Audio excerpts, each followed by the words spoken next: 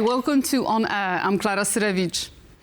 Security and defence, the big topics meant to restore the EU's mojo and even fire up investments. All fantastic promises. But are they realistic? This is the question we're asking today. And in our report, we examine the mass protests sweeping through Eastern Europe.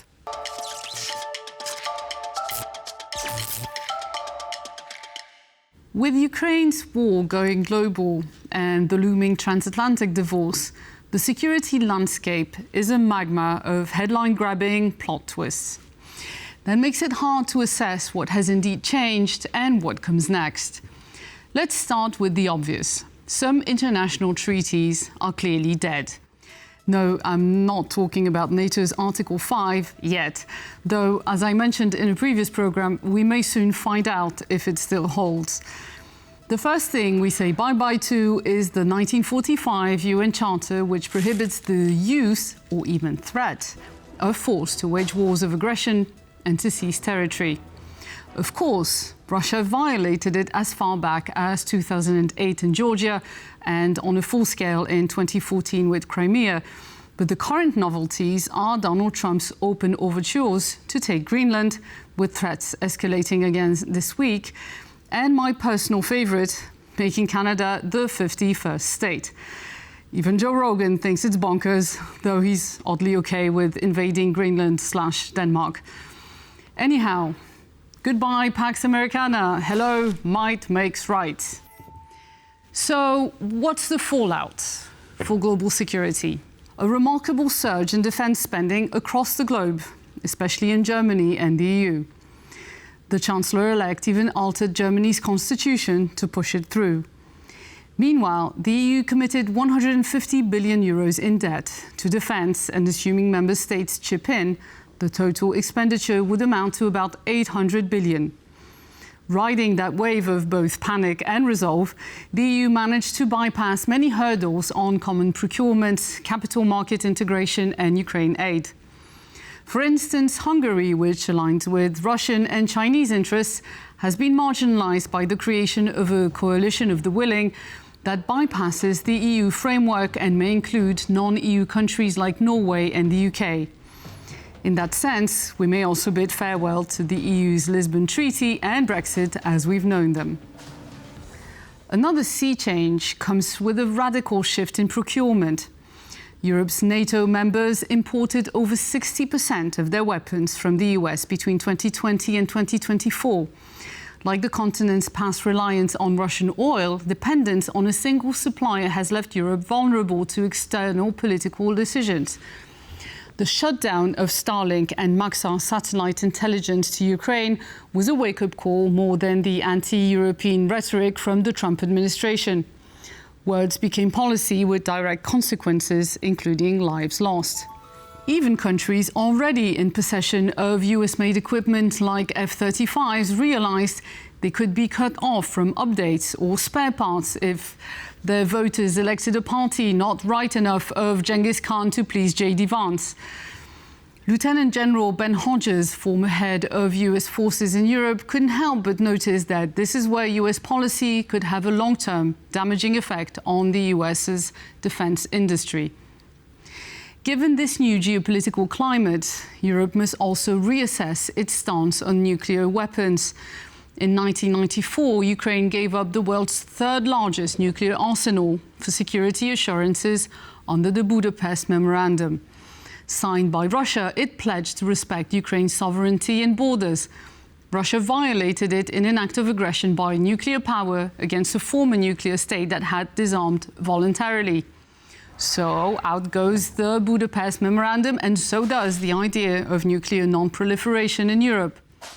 With wobbly security guarantees, some countries like Poland are considering acquiring nuclear weapons. But this being far-fetched, the first step would be to develop a pan-European nuclear doctrine to ensure autonomous continental security with the existing arsenal.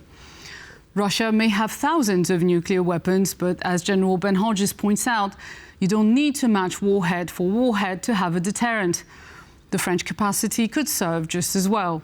That's why many European nations welcome President Emmanuel Macron's proposal to start talks about using France's nuclear umbrella on the continent.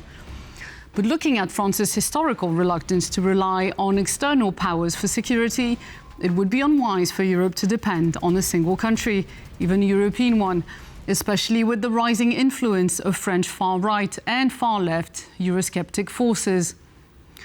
Nonetheless, Polish Prime Minister Donald Tusk, speaking on behalf of the EU's rotating presidency, said, "As always, the details matter, but France's willingness is very significant."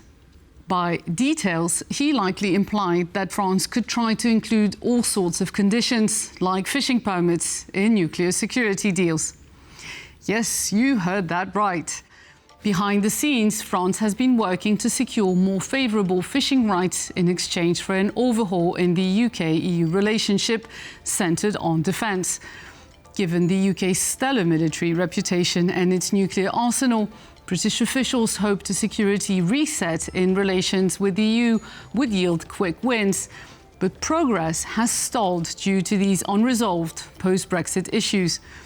Once an agreement is signed, EU countries can use the 150 billion in funds to purchase British-made weapons, so the UK stands to gain not only in security but also financially. But along with Spain and Italy, heavily indebted France has also questioned the loan programme and is pushing for Eurobonds instead to fund its defence expenditure. But beyond internal hurdles, more problems loom for the US's current former allies. It's a bit of a situationship. Creative accounting plagues defence budgets across Europe. With Russian aggression and US threats, 2% of GDP is clearly not enough. At NATO's June summit, members are expected to commit to over 3%, likely 3.7%. But earlier this month, Spanish Prime Minister Pedro Sánchez proposed an innovative way to boost defence spending without increasing funding, by counting things like carbon reduction and border controls as defence. Spain's low 1.28% defence expenditure could be reclassified by simply shifting the goalposts. Meanwhile, Italy has tried to include economic competitiveness, already a vague concept, into the same category.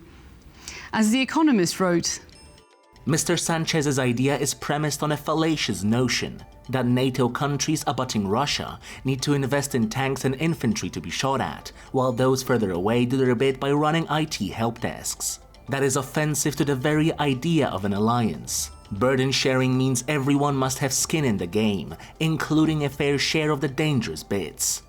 But there's no viable security setup that can be maintained in Europe without an overhaul of priorities.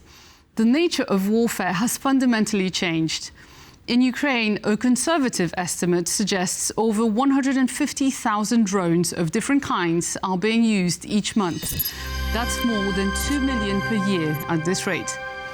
To give you a sense of scale, Trent Emenecker from the US's DoD's Innovation Unit admitted, within DoD today, if we were to exhaust our platforms at the same rate Ukraine does, the entire DoD inventory goes away in less than 4 days. And then we don't have a production capacity to rebuild that. 4 days in a conflict against a near peer, and that's it. Meanwhile, some companies in Ukraine produce over 4,000 drones every day, depending on their supply chain. Hello, China. Learning from Ukraine's experience, Europe could focus on producing unmanned vehicles and their components. Currently, China controls over 90% of the global market, with the dominant giant DJI controlling 80% of that output. Of course, reclaiming those market shares won't happen overnight, but Ukraine has ramped up production in just 3 years, while Turkey and Iran have become powerhouses in this technology, despite lacking the industrial base, the R&D or the AI platforms that Europe benefits from. The second key takeaway from Ukraine is that wars are now inherently globalized. The conflict has involved North Korea and China, including troops from these countries on the front lines, along with Iran acting as a weapons supplier and sanctions-boosting support. As a result, European countries face complex threats, not just from Russia, but also from its allies. As former CIA Assistant Director Dave Pitts outlines, The tools of the gray zone are diverse and evolving. Cognitive warfare, cyber operations, use of surrogates, proxies and ambiguous forces, aggressive espionage, political and economic coercion, and darker tools like sabotage and assassinations. In that sense, Mr. Sanchez may be right on one count.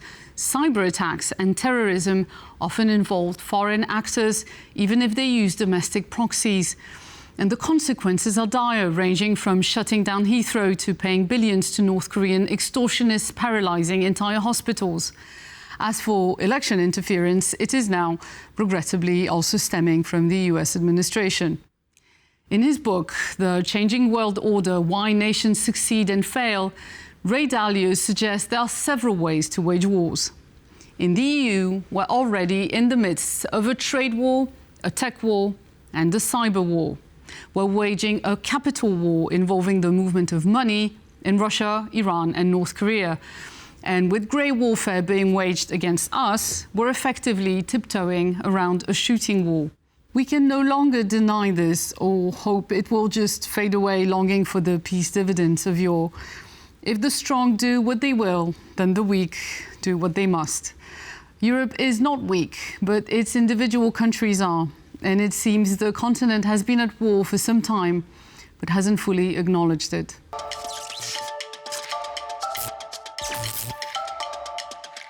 A wave of unprecedented anti-government protests has shaken the political landscapes of Eastern Europe and now Turkey. From Slovakia through Hungary and Serbia, witnessing the largest demonstrations in its history, citizens are rallying with an intensity seldom seen before. Beneath these separate national movements lies a powerful common thread uniting protesters. Since November 2024, Serbia has been gripped by continuous protests following the tragic collapse of a railway station roof in Novi Sad, which claimed 16 lives. The disaster ignited public outrage over alleged governmental corruption and negligence in safety regulations. Students spearheaded the initial demonstrations, which have since expanded to include professionals from various sectors, marking the most significant challenge to President Alexander Vucic's administration since 2012. Vucic and the government go away because it's